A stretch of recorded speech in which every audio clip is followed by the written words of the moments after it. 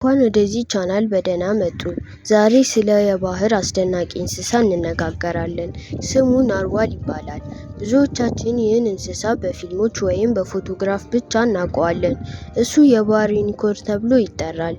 ከጭንቅላቱ ላይ የሚወጣው ረጅም ጠመዝማዛ ጥርስ ወይም ቀንድ ያለው ይህ አሳ ነባሪ በእውነት አስማተኛ ይመስላል። ነገር ግን እሱ እውነተኛ አፈ ታሪክ አይደለም። በቀዝቃዛው አርክቲክ ውቅያኖስ ውስጥ የሚኖር እውነተኛ ፍጥረት ነው። ዛሬ ስለዚህ እንስሳ ከመሰረታዊ ባህሪያቱ ጀምሮ እስከ ዛሬ ያለው ሁኔታ ድረስ እንወያያለን።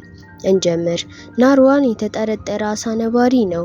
ከዶልፊን ጋር የቅርብ ዘር ነው። በተለይ ከቤልጓ ወይም ነጭ አሳ ነባሪ ጋር ቅርብ ነው።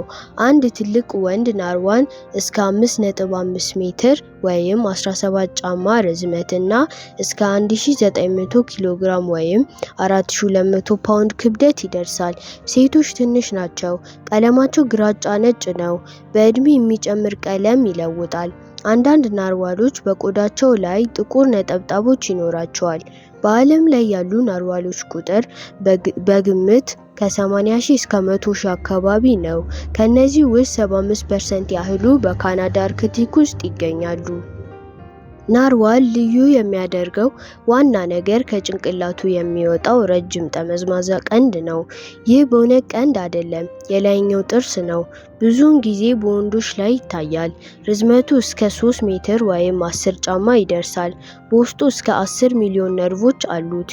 ስለዚህ የባህር ውሃ ግፊትን፣ ጨዋማነትን፣ የሙቀት መጠንን ይሰማል። ይህ እንደ ስሜት መሳሪያ ይሰራል። አንዳንድ ሴቶች አጭር ቱስክ አላቸው።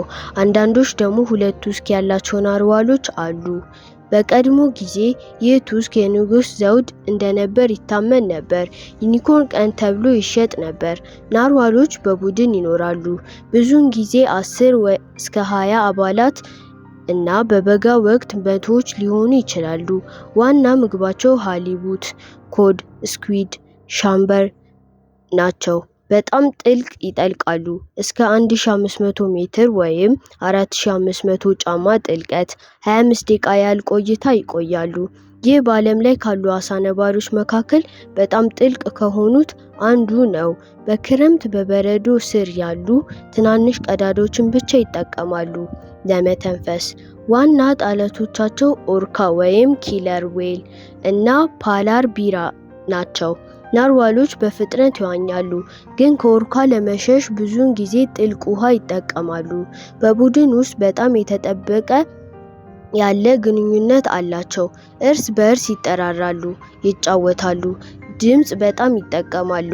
ኪልኪል፣ ውስውስ፣ ዋይል ድምጾች ናቸው። ናርዋሎች በዓለም አቀፍ ደረጃ በአይዩሲኤን ሊስት ኮርነር ተመድበዋል፣ ነገር ግን በካናዳ ስፔሻል ኮርነር ናቸው። ዋና ስጋት የአየር ንብረት ለውጥ ነው።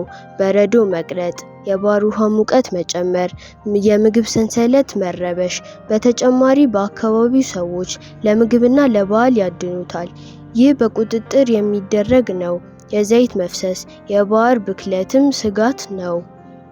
ናርዋል የተፈጥሮ አስደናቂ ፍጥረት ነው። በቀዝቃዛ አርክቲክ ውስጥ የሚኖር፣ የሚጠልቅ፣ የሚያምር፣ የሚያስደንቅ ነው።